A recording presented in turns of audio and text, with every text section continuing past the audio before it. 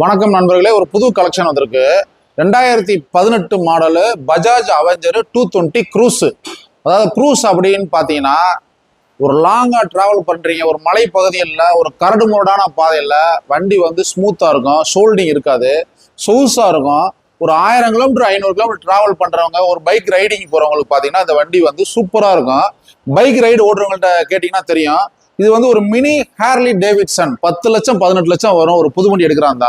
இந்த வண்டி அவ்வளோ சூப்பராக போட்டிருக்காங்க பஜாஜில்.